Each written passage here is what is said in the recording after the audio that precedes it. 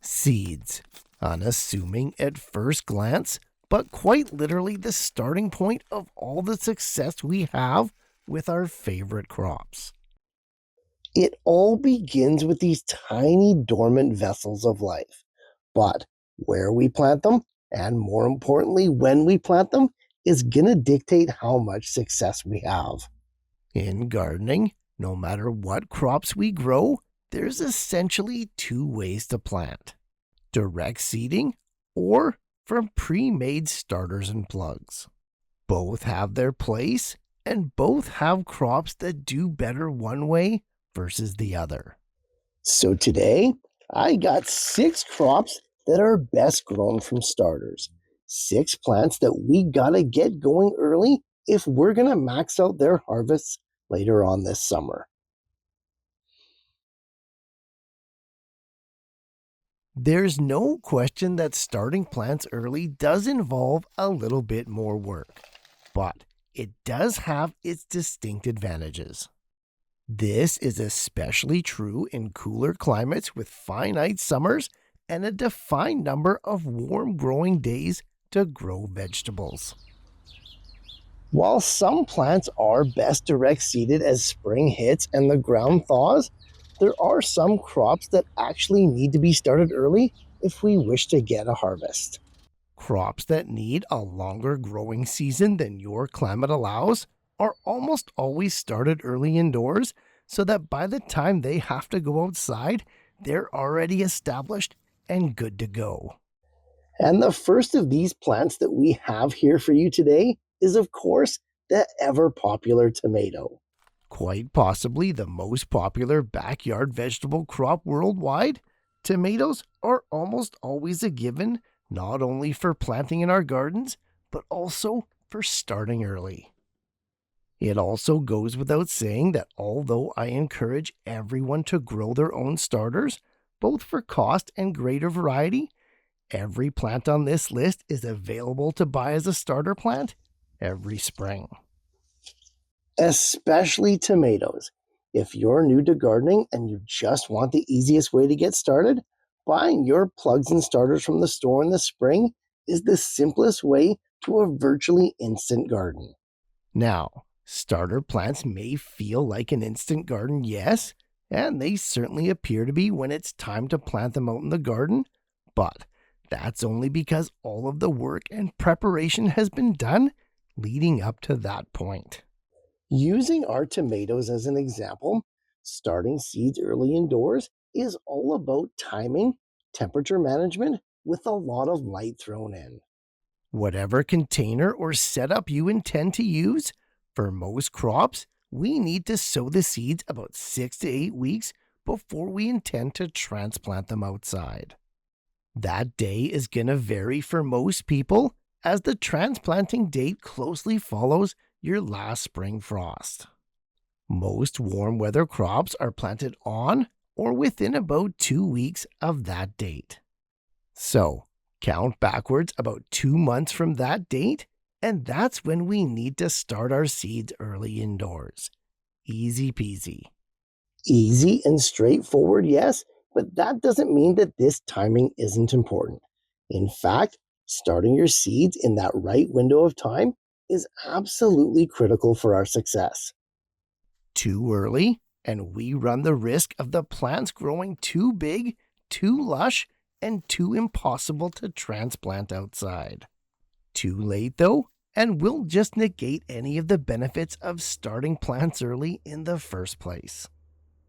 As for temperatures, most seeds need 65 degrees Fahrenheit and above to sprout consistently.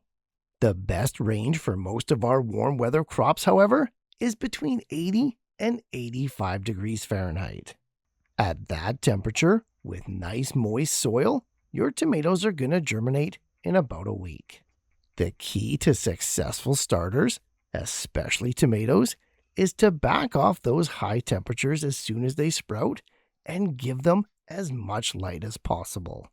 65 to 75 degrees Fahrenheit is the ideal temperature range for your young tomato plants to grow in once they have about 2 to 3 sets of true leaves.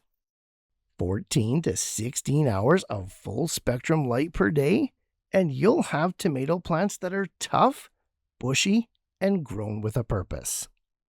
Start feeding your tomato seedlings once they get their second set of true leaves using a liquid, low-dose, balanced fertilizer.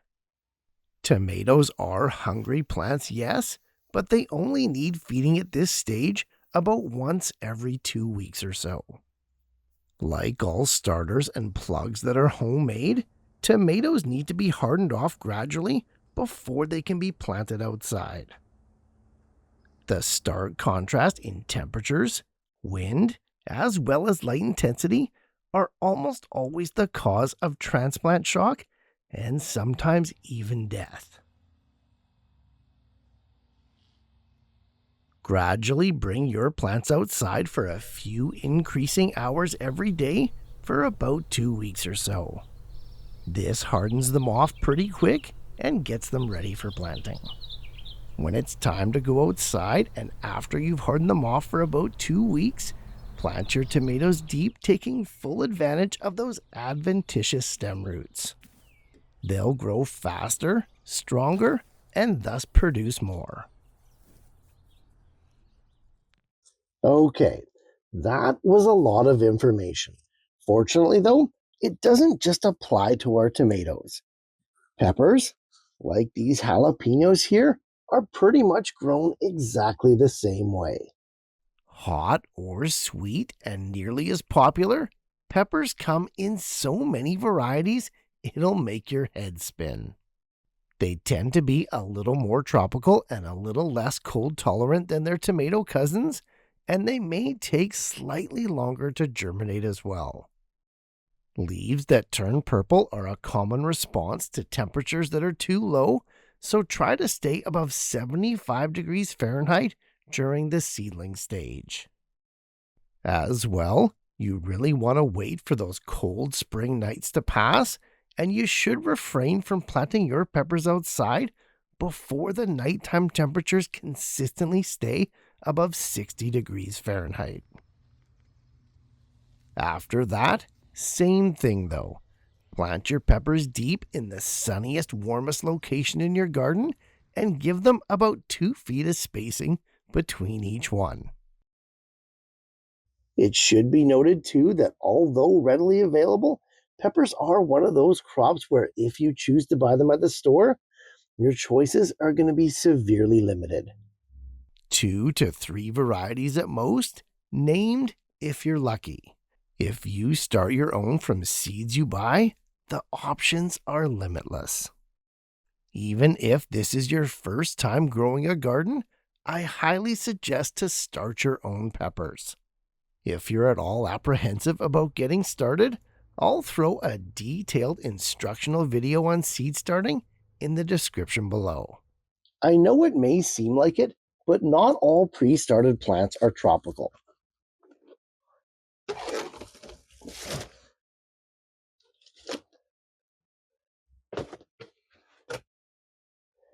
Onions are grown around the world, even in colder climates, and they're one of the best plants to start early.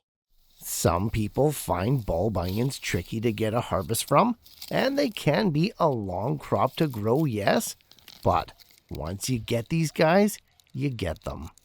Onions can actually be planted in 3 different ways: direct seeding, onion sets, and of course from starter plants, the best way to grow them. Simply sow the seeds about 1 inch deep, about 6 to 8 weeks before your last spring frost date. Germination is fast, taking about a week at 75 degrees Fahrenheit, and after that they grow just fine at room temperatures. It's all relatively easy with these guys. The key with onions is that there's 3 types to grow, and you have to grow the right one for your area. It's pretty simple, but it can be confusing if you've never seen it before. The 3 types of onions are all separated into categories based on the day length that they need to trigger bulb formation. It's this threshold of hours per light per day that stimulates the process, and you have to get the right onion type for your climate. Higher latitudes will focus on the long day onions, while the lower latitudes will focus on the short day ones, with intermediates somewhere in between. Keep the young onions below that light threshold until after you plant them out in the garden. This is crucial, and it's likely the one step that causes the most pain with this crop. Space the onion plants 4 to 6 inches apart out in the garden in the sunniest location you have with good drainage. They'll be ready to harvest when the foliage falls over all on its own, called breaking the neck. Hang them up to cure for 2 to 3 weeks, much like you would your garlic, and enjoy onions all the way until the next planting. The next one on our list not only tolerates the cold, it actually prefers it. Of course, we're talking about lettuce. Now, people do direct seed lettuce successfully, but I find it's much more profitable if you start it early first and then plant it in the garden later. Lettuce is sown quite shallow, about a ½ inch deep, so it's much easier to germinate in the controlled conditions of indoors. It's also a great crop for new growers as it's a leaf-only, no-nonsense harvest. Starting from well-established plants is a huge benefit to getting the most out of this crop. Just make sure that when you do plant it out in the garden, to give it the space it needs. Lettuce grows quickly, and you don't want the foliage to grow over itself. Lettuce comes in 4 main types: butter crunch, iceberg, leafy, and romaine, each with dozens of their own varieties. This is one crop where, when it's grown with a plan and a purpose, will serve you much better, as lettuce bolts and flowers at the first sign of heat and drought. Time your lettuce plantings much easier by starting it early indoors and avoiding those extremes of summer. These last two are the tropical heavyweights with the fruit to match. Of course, I'm talking cantaloupes and watermelons. Let's have a look at those cantaloupes first. Thought to have originated in Eastern Africa, half the world's production of this annual trailing vine comes from China alone. The fruit, which is botanically considered a berry, can reach upwards of 11 pounds. So you know this one's a heavy hitter. Most varieties take a good 2.5 to 3 months to grow to maturity, so cantaloupes are a perfect candidate to start early indoors. Planting is super easy, although they do best in individual pots or cups rather than those 10-20 cell trays. We don't want to be uppotting these guys before transplanting out in the garden, because the less you can disturb them, the better. Growers will often plant more than one seed per pot, simply thinning to the strongest individual once they get 2 to 3 sets of true leaves.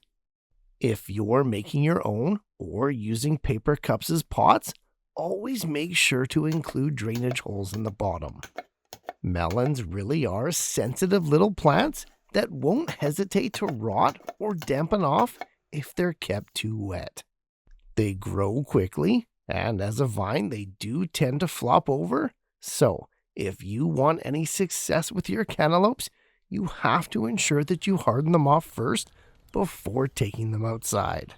Wait just a little bit longer with these tropical beauties though, at least until the soil temperatures hit 65 degrees Fahrenheit and above. Cantaloupes really are a big time producer, and they're likely only superseded by the final crop on this list. That's right, watermelons. Grown much the same way, start your watermelons 6 to 8 weeks before your last spring frost date, taking care to only use the best specimens. These guys, like the cantaloupes, take too long to grow and take up too much space to monkey around with less than ideal plants. Transplanted and grown on the same timeline as cantaloupes, you know your watermelons are ready to harvest when the tendril closest to the fruit turns brown and dries up. You can also check that yellow field spot down below. As well, the skin and rind tends to lose a little bit of that luster, telling us that the fruit is now ripe. Both cantaloupes and watermelons need plenty of moisture at all times, even during the fruiting stage. Mulch these vines heavily to avoid excessive soil temperatures and evaporation, and you'll find your watering to be much more efficient and much more effective. Like a lot of our flowering and fruiting crops, the harvest is right in the middle of the heat of summer. Smart maintenance and smart watering is really the key to achieving any sort of success. Even though that was only 6 plants and there's many more, that was still a lot of information. Let's go ahead and recap to make sure that it all sticks. There's a long list of benefits of starting crops early indoors when it's still too cold to plant outside. Perhaps the most important, though, is that some plants actually need that extra time afforded by the head start it gives. The 6 crops I picked today are perfect candidates to get your grow on before the season actually starts. The principles and processes are virtually all the same between them, albeit with some nuances, of course.